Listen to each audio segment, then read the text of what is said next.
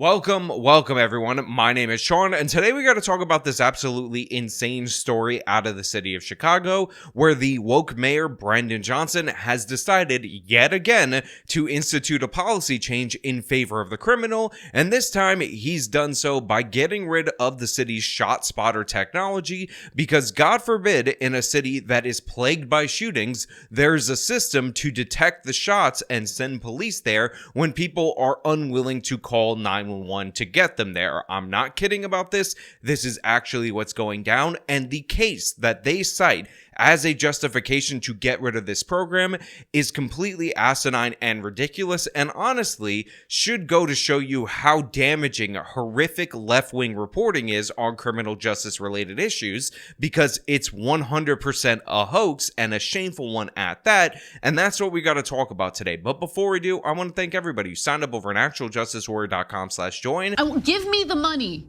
Give me the money. Okay. And thank you to the podcast listeners, Spotify, Apple, and Google's podcasting platform. Even on the campaign trail, Mayor Brandon Johnson said that he would remove ShotSpotter from the city's budget. Critics say that the service is unreliable and leads to unconstitutional policing. Others, including police officers, say that it's a reliable resource, especially in underserved communities where the code of silence still maintains. So if you're a sane and normal and rational person, when you hear that the ShotSpotter program is unreliable, immediately your brain starts churning and you start thinking of reasons why the program would be unreliable. Maybe there's a lot of false positives. Maybe when people set off fireworks, that activates the ShotSpotter program and it ends up misdirecting police officers to scenes that are not particularly dangerous or something to that effect. But the thing is, throughout the whole course of this segment, and they do have advocates for getting rid of the program in this segment, nobody mentions this. Nobody cites this. In fact,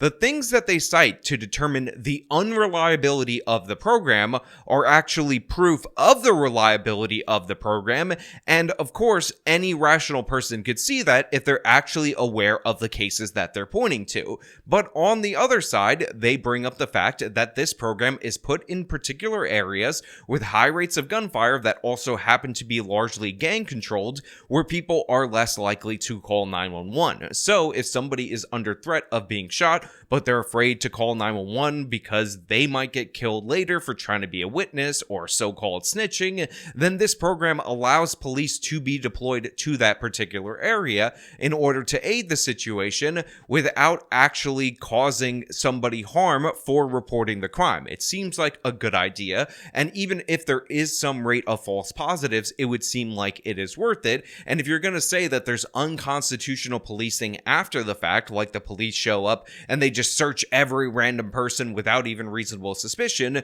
then you can address those issues on that end rather than just nuke the program, because Brandon Johnson is a woke idiot and he promised this on the campaign trail based on an insanely stupid and ridiculous case, an insanely stupid and ridiculous premise. And again, I know I'm spoiling a little bit, but trust me, it's going to be that bad of a reason. 35 cities have already said this technology is unreliable. In September, right after the DNC in Chicago, ShotSpotter will end. The technology alerts police in real time to locations where gunshots were fired. So I just want to point out that ShotSpotter is going to expire. They're not going to renew the contract. And whether coincidental or not, the moment that it's going to expire is right after the DNC, because God forbid we got rid of this technology when the Democratic National Convention is in town. Those are important people. Those are people that matter. The everyday citizens in these poor black neighborhoods that, by the way, largely voted for Brandon Johnson, they don't matter. If they get shot up and there's no police response, that's a-okay. That's business as usual. That's what Brandon Johnson promised. But God forbid anything happens to anybody at the DNC, we must protect and save the Democratic National Convention from the average everyday occurrences that people suffer in the city of Chicago, because why would we worry about them when we could protect the elite, the Democrats? And by the way, I'm not being hyperbolic about this. The program actually is set to expire this Friday, February 16th of 2024. They're extending the program to the length of the DNC and then letting it expire then, even though they claim it's ineffective, leads to all these negative outcomes, and is a cause of unconstitutional policing.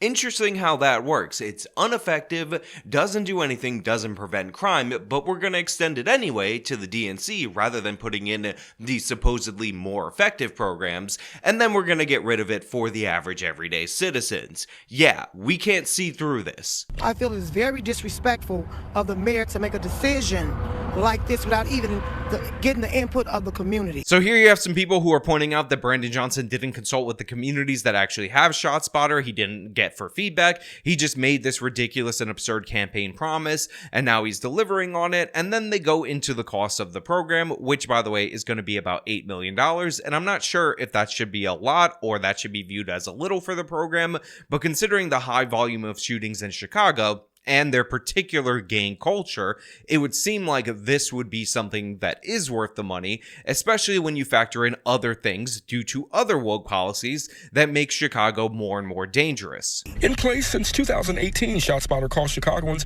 about $8 million annually. City council members speaking in Inglewood today outraged by the mayor's decision not to renew the contract, saying with the department down more than 2,000 officers, many residents are not calling police. So the Chicago Police Department is down 2,000 officers since the Black Lives Matter riots, since these reforms like defunding the police, handcuffing them in all these additional ways. And this is one of the reasons why we are actually seeing a decline in crimes reported, which is making it look like the crime rate is dropping, and a widening of the gap between that and victimization surveys, which includes unreported crimes. So yeah, this program of ShotSpotter can help direct the fewer and fewer officers that are actually walking the beat in the city of Chicago to locations where serious crimes are being committed, and yet it is being pulled back in order to save $8 million. Allegedly, that's the excuse, or one of the excuses that Brandon Johnson is putting forward, and it seems like it's ridiculous and absurd, but again, they say they have their reasons, and they're going to make the case for those reasons. You're going to be able to hear it, you're going to be able to judge for yourself, but I'm going to tell you right now, it's nonsense, and we should hear a little bit more from the opposition. And we're here to tell the mayor that he's wrong, that he needs to change his decision and listen to the community. Black and brown communities hear gunshots all the time. There are some communities are immune to it. So therefore, sometimes people just don't call the police. ShotSpotter saves lives. Why? Because the police will still respond to that call. So here you have some representatives pointing out what the purpose of the program is, that it sends police more quickly because they don't have to be called in or anything like that.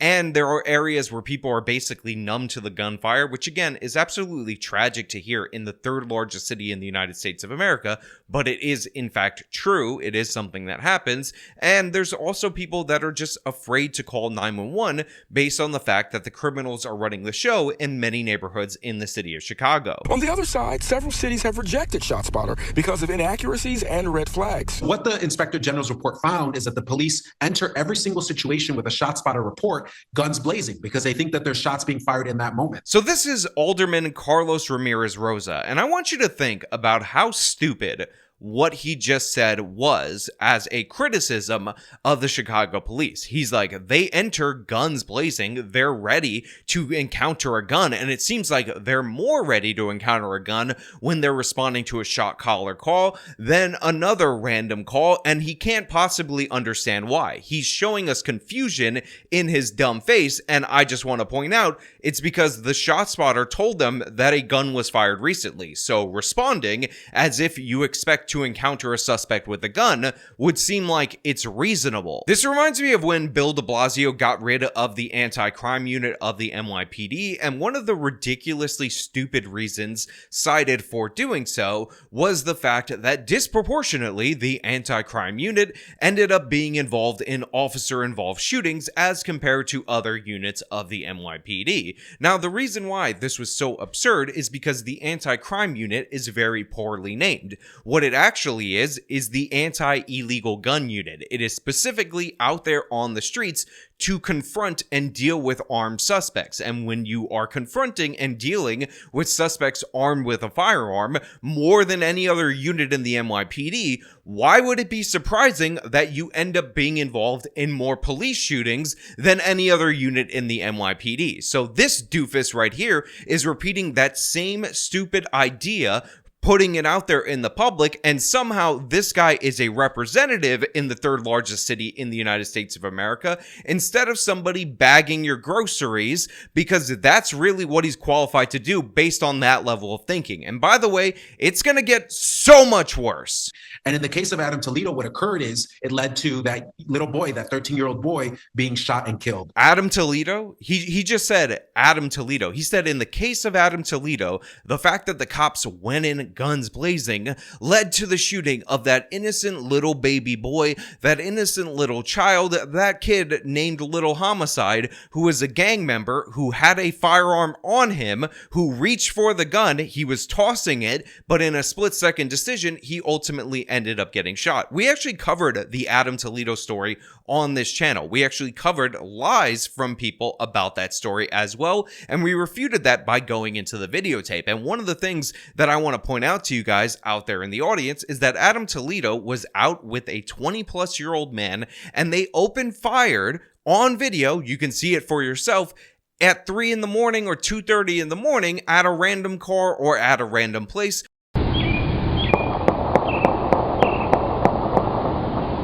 So clearly and obviously, they were presenting themselves as a danger. Then the 20-year-old gangbanger, the thug, the criminal that he is, when he heard the sirens, decided to pass off the gun to the 13-year-old under the belief that if the 13-year-old was caught with the gun, he would face less consequences than him being the adult, the 20-year-old. So Toledo and him ran in different directions. An officer pursued on foot. Toledo had the gun in his side, and the officer told him to put his hands up. And instead of putting his hands up first and not getting shot in that particular situation, Toledo tried to ditch the gun by reaching like this to his side and tossing it aside casually, and then he threw up his hands. So what we actually saw on the video was a bang-bang split-second decision that in no way, shape, or form should condemn the ShotSpotter system. This ridiculously stupid alderman thinks it is better for the city of Chicago to have two gangbangers, a 20-year-old and a 13-year-old,